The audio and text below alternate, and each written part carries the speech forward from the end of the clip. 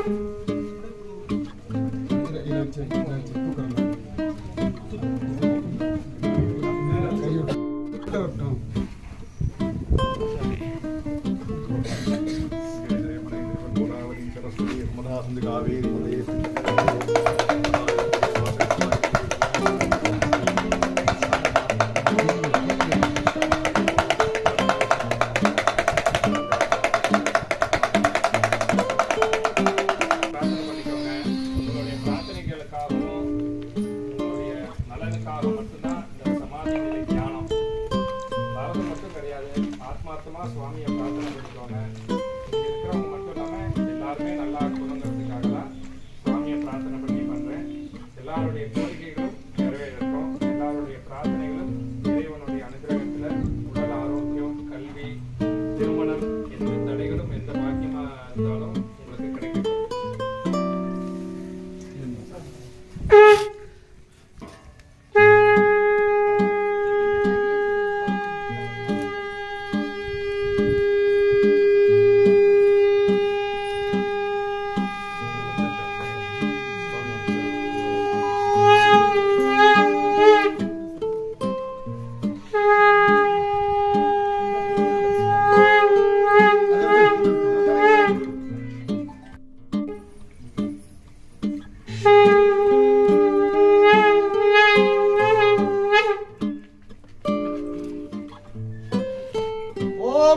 சிவாய ஹரஹர பார்வதி பதகே ஹரஹர மகாதேவா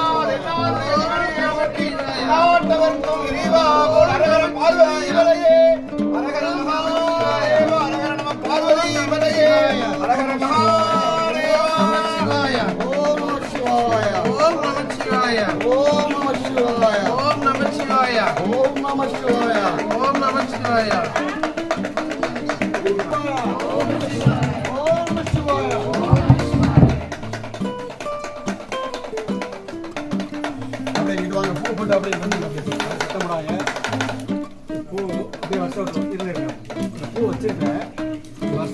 போட்டு